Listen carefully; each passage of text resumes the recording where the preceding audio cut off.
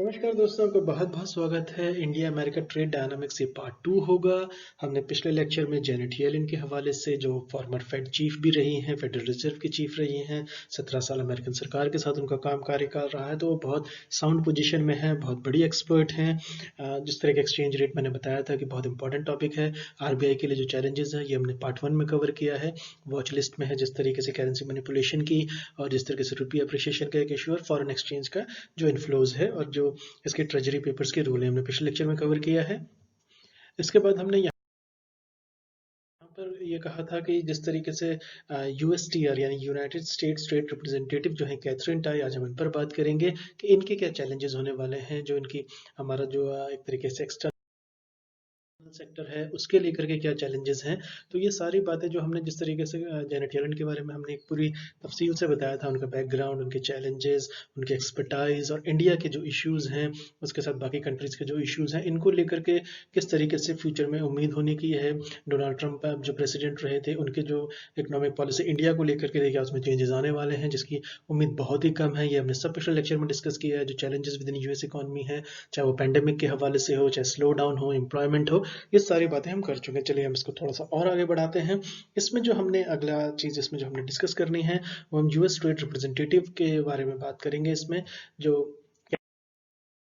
Tie हैं, जो ये इनके बारे में हम बात करेंगे कि ये किस तरीके से आगे लेके जाएंगे, डिपार्टमेंट ऑफ कॉमर्स का क्या व्यू रहता है। तो बेसिकली अगर आप इसको कन्वेंशनली देखें या ट्रेडिशनली देखें तो यूएसटीआर एक तरीके से गुड कॉप बैड कॉप के सिलसिले में रहता है। और जिस तरीके से इसमें एक बात मैं और बताता चलूँ आपको कि जो जेनेट येलेन है, इनकी जो ट्रेजरी सेक्रेटरी इलेक्ट हैं जो ये अमेरिका के बाइडेन गवर्नमेंट के अंदर, तो इनकी जो एडवाइस होगी ये सब्सटेंशियली होगी कि किस तरीके से जो नई यूएस ट्रेड रिप्रेजेंटेटिव हैं कैथरीन टाई हैं, ये जिस तरीके से ट्रेड टॉक्स को ये रखेंगे इंडिया के साथ, या उसको उसमें तब्दीलें लेके आएंगी, या जो डिफरेंसेस लेके आएंगी, या उसको आगे बढ़ाएंगे किस तरीके से। तो उनकी एडवाइस पे ये बहुत हद तक काफ़ी निर्भर रहने वाला है। और मैं आपको बताता चलूँ कि जो कैथरीन टाई हैं ये एक तरीके का पब्लिक नेम नहीं है, या बहुत बड़े सर्कल्स में नहीं देखा जा रहा था उस वक्त में, लेकिन ये बहुत ज़्यादा काबिल सक्षम रही हैं अपने ट्रेड इश्यूज़ को लेकर के खास करके। तो इसके बाद अगर हम इसको एक आर्ग्यूमेंट के तौर पे ले लें कि जिस तरीके से रॉबर्ट लाइटहाइजनर थे, LIGSTHIZER, जो ये डोनाल्ड ट्रंप के अंदर जो थे, ये यूएस ट्रेड रिप्रेजेंटेटिव जो थे, इनका भी जो एक तरीके से था ये लो प्रोफाइल ही थे। तो जिस तरीके से रिप्रेजेंटेटिव, तो इनमें कोई ज़्यादा तब्दीली नहीं आई है कम से कम इस फ्रंट में, कि दोनों डोनाल्ड ट्रंप ने और जो बाइडन ने एक लो प्रोफाइल या जो बड़ा नाम नहीं है पब्लिकली कैथरीन टाई हैं जैसे, या जिस तरीके से रॉबर्ट लाइटहेंजर थे, इन्होंने जिस तरीके से डिपार्टमेंट ऑफ कॉमर्स और यूएस ट्रेड रिप्रेजेंटेटिव के हवाले से इन्होंने जो काम किया, उसके मद्देनजर कम से कम इसमें कोई चेंज नहीं है। तो आगे भी चेंज होने की संभावना बड़ी कम है। लेकिन अगर हम यूएस गवर्नमेंट की स्कीम ऑफ थिंग्स की अगर हम बात करें तो एक मिक्स बैग के तौर पर इसको ये रहने वाला है इंडिया के लिए और चाइना के लिए, जिस तरीके से देखा जाएगा। और यूएस जो, जैसा कि मैंने थोड़ी देर पहले कहा कि यूएस का जो एक कन्वेंशनली या हिस्टोरिकली अगर आप देखें तो ये गुड कॉप की तरह देखते हैं। ज़्यादातर ये ब्लैक एंड व्हाइट में देखते हैं, ग्रे एरियाज को इतना नहीं इनमें दिलचस्पी दिखाते हैं। लेकिन क्योंकि यूएस जो है वो काफ़ी पावरफुल, और एक वक्त कहा जाता था कि आप दुनिया में कुछ भी इंपोर्ट करें उसका जो कंजम्पशन हो जाएगा वो अमेरिका में हो जाएगा, लेकिन ऐसा नहीं हो रहा है। तो एक तरीके का, जिस तरीके से कई हलकों में कहा भी जा रहा है, जिस तरीके से तेजी देखी जा रही है मार्केट्स के अंदर, स्टॉक मार्केट्स के अंदर इंडिया में और बाकी स्टॉक मार्केट्स में, उसमें देखा जा रहा है कि डॉलर ने जो अपनी वैल्यू थोड़ी सी लूज की है, एक तरीका पीस ऑफ पेपर हो गया, क्योंकि जिस तरीके से स्टिमुलस पैकेजेस आ रहे हैं, जिस तरीके से भत्ते दिए जा रहे हैं। लेकिन यह है कि यूएस डॉलर हो काफ़ी हद तक एक स्टेबल करेंसी बनी है और आगे भी बनी रहने वाली है। तो इसको जिस तरीके से देखा जा रहा है तो वहाँ पे जो लेवरेज मिलती है यूएस ट्रेड रिप्रेजेंटेटिव को इस आधार पे, क्योंकि डॉलर एक तरीके से उनके पास है, तो उसके तरफ पे एक तरीके से जिसको देखा जाए कि गुड कॉप और बैड कॉप को आप ये हमेशा से ये प्ले करते रहे। चाहे आप क्लिंटन एरा के अंदर देखें जिसमें मेल्डिन एल्ब्राइट, जिनकी जब फॉरेन सेक्रेटरी थी, उन्होंने जिस तरीके से इसमें काम किया था, और जिस तरीके से ये सारा कुछ चलता रहा है क्लिंटन एरा के बाद, Donald Trump George Bush junior के हिसाब से जो चला था जिस तरीके से, तो देखा जाए कि एक्सटर्नल सेक्टर पे और खास करके यूएस जो ट्रेड रिप्रेजेंटेटिव है, इनकी जो भूमिका रही है वो गुड कॉप और बैड कॉप की इसमें रही है। तो इसके बाद अगर हम देखें कि जो एक तरीके से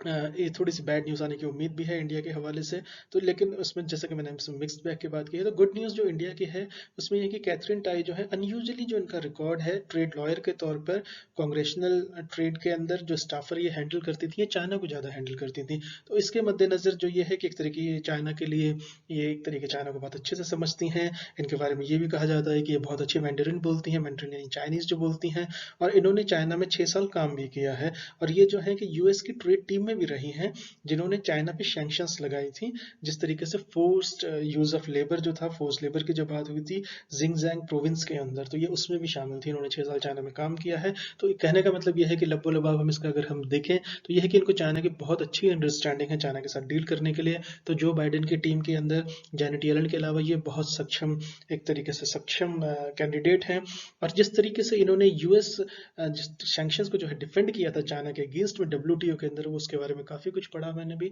उसको आप देखिएगा, ये बहुत ज़्यादा सराहनीय है। तो उसमें अमेरिकन हितों को लेकर के एक तरीके से जो ये पैरोकार रही हैं, तो उसको मद्देनजर तो इंडिया के अगेंस्ट में भी इनका जो स्टांस है वो टफ रहने की ही उम्मीद है। लेकिन चाइना के अगेंस्ट तो ये ऑल आउट जा रही हैं, जाएंगी, ऐसा इनका जो प्रोफाइल, जो ट्रैक रिकॉर्ड है वो ऐसा कम से कम ऐसा इशारा तो करता ही है। तो जो एक्सटेंट है जिस तरीके से जियो बाइडेन की, जो अब एक तरीके से जो उन्होंने बीजिंग जो है, ये इनके जो रिलेशंस होंगे, जैसे ट्रेड वॉर डोनाल्ड ट्रंप के अंदर में चल रही थी, जो रिलेशंस होंगे काफी हद तक इनकी एक्सपर्टाइज पे भी डिपेंड करेंगे जैनेट येलन के साथ मिलकर के। तो ये तीनों की जो टीम बनेगी ये बहुत ज्यादा पावरफुल टीम होगी, खास करके चाइना को लेकर के। इस तरीके से करेंसी मैनिपुलेशन की जो अंडरस्टैंडिंग है कैथरीन टाई की और जैनेट येलन की, उसके मद्देनजर जो इंडिया, चाइना और जर्मनी और साउथ कोरिया को लेकर के जो होने वाला है, क्योंकि इनका जो है कि इनका ट्रेड सरप्लस है अमेरिका के अगेंस्ट में, तो उसको किस तरीके से बैलेंस करना ये चुनौतीपूर्ण होने वाला है। और जो विकिस्ट विकिस्ट जिसको कहते हैं कैंडिडेट यहाँ पर, वो इंडियन इकोनॉमी है, क्योंकि हमारा जो ट्रेड सरप्लस है यूएस के साथ काफी अच्छा है, काफी सालों से अच्छा रहा है, जिसको डोनाल्ड ट्रंप भी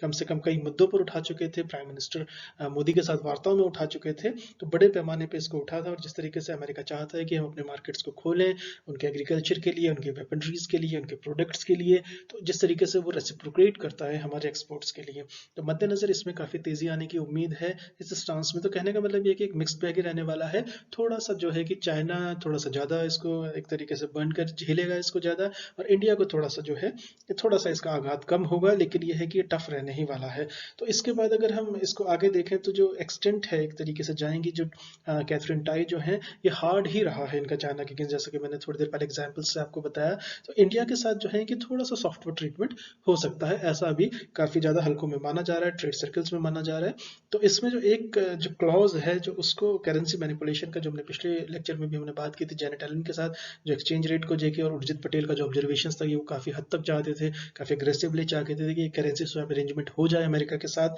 लेकिन ऐसा नहीं हो पाया था। तो उसके मद्देनजर जो है कि इंडिया जो है अब इस वाले ग्रुप में आ गया है, जो इनके हिट लिस्ट में यानी वॉच लिस्ट में जो कंट्रीज हैं, जिस तरीके से चाइना है, जर्मनी है, साउथ कोरिया है, तो इन पे अमेरिका हमेशा से कहता रहा है कि अपनी करेंसी को आर्टिफिशियली डिवेल्यूएट करते हैं या उसकी वैल्यू गिराते हैं, ताकि इनके एक्सपोर्ट्स को कंपिटिटिव एज मिल सके। तो उस लिस्ट में इन्होंने दिसंबर में डोनाल्ड ट्रंप ने हमें भी डाल दिया, इंडियन इकोनॉमी को भी डाल दिया था। तो इसके मद्देनजर चाइना, जर्मनी, साउथ कोरिया ये बिल्कुल एक तरीके से फोकस में रहने वाले हैं। तो इसमें इंडिया भी अपने आप शामिल इसमें हो जाता है, तो जिसका जो है कि चैलेंजेस इसमें होने वाले हैं। और न्यू दिल्ली का जो एक तरीके से इंडिया का जो ट्रेड सरप्लस है वो रनिंग में है यूएसए के साथ, ये करीब करीब 20 बिलियन डॉलर के ऊपर चला जाता है। तो ये ट्रेड सरप्लस 20 बिलियन डॉलर का है, इसको नीचे करने के लिए डोनाल्ड ट्रंप ने भी काफी कोशिशें की थी, काफी हद तक चाहते थे। और जिसमें से हाल डेविडसन वाला इशू था, वो अपने मार्केट्स को लेकर के काफी मुद्दों पर बिल्कुल वोकल, वो बिल्कुल ट्वीट भी करते रहते थे बराबर। तो उसके मद्देनजर इसमें थोड़ी सी तब्दीली देखने को मिल सकती है। तो इंडिया के साथ एक तरीके से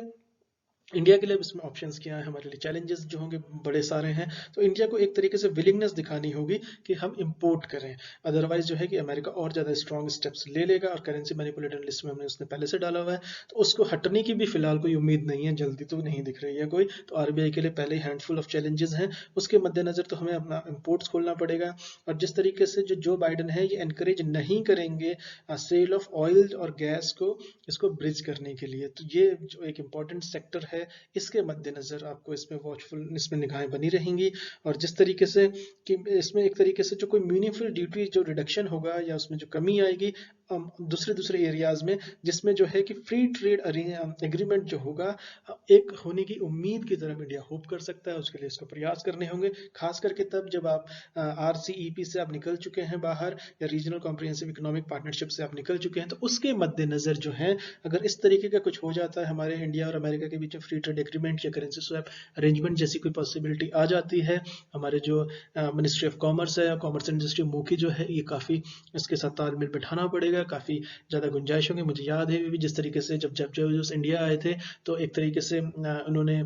मिनिस्ट्री ऑफ कॉमर्स जो थे, मिनिस्टर ऑफ कॉमर्स जो देख रहे थे उस समय पीयूष गोयल वो भी हैं, तो उन्होंने कहा था कि हम बेजोस को एहसान नहीं कर रहे हैं इंडिया पे। तो एक तरीके का इस तरह के स्टेटमेंट से बचा जाना चाहिए। और जिस तरीके से जो फ्यूचर ये जो जिस तरीके से आर्म्स रेस में जाएंगे और जिस तरीके से रशिया पर डिपेंडेंसी कम होने की उम्मीद है कि रशिया चाइना काफ़ी क्लोज हो गए, और जिस तरीके से अमेरिका एग्रेसिवली चाहता है कि उनके आर्म्स हों, और जिस तरीके से मार्केट्स हमारे खुलवाना चाहता है, उससे हमारे जो फार्मर्स पे इफेक्ट पड़ेगा या एम्प्लॉयमेंट अपॉर्चुनिटीज़ पे इफेक्ट पड़ेगा, और जिस तरीके से जो हमारी इंडस्ट्रियल सेक्टर है इस पे इफेक्ट पड़ना तय है, जिस तरीके से वो कह रहे हैं। तो इन सारी चीज़ों के साथ तालमेल, ये बहुत चुनौती, बहुत स्लिपरी ग्राउंड है, बहुत चैलेंजिंग होने वाला है, और एक तरीके का इंडिया के लिए थोड़ा सा वीक विकेट है। और जिसमें कैथरीन टाई की जो भूमिका है, इनका जो अग्रेसिव ट्रैक रिकॉर्ड है वो अग्रेसिव है, तो कहीं ये चाइना को फोकस छोड़ करके अगर ये थोड़ा सा भी इंडिया की तरफ अग्रेसिव चली जाती हैं तो, और उसके साथ जेनेट येलेन का साथ मिल जाता है, तो इंडियन इकोनॉमी के लिए अगले 4 साल जो है ये काफ़ी ज़्यादा मुश्किल होने वाले हैं एज पर अमेरिका के साथ जो ट्रेड। लेकिन फिलहाल उम्मीद पॉजिटिव रखनी चाहिए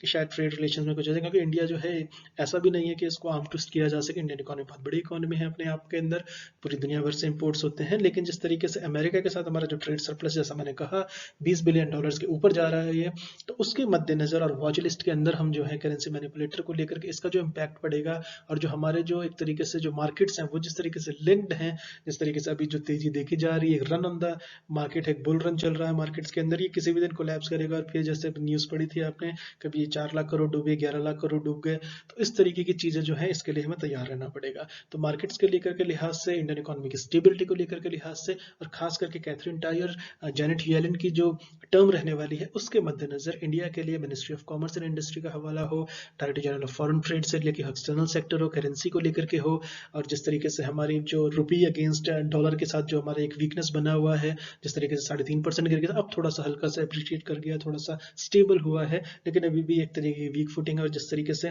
फ्यूचर में जो ऑयल प्राइसेज हैं, जो फ्यूल प्राइसेज हैं, उनके बढ़ने की जो उम्मीद है, तो उसके मद्देनजर इंडियन इकोनॉमी, और जो कोविड ने जिस तरीके से नुकसान पहुंचाया है, तो सारी कंट्री एक तरीके की अपनी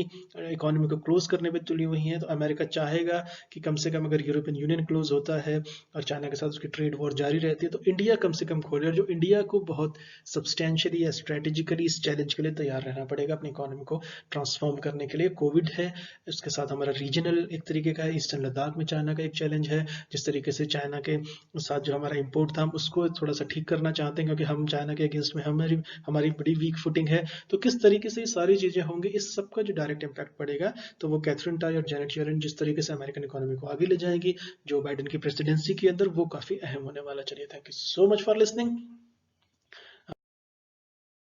लेक्चर मिलते हैं। Thank you so much for listening. नमस्कार दोस्तों।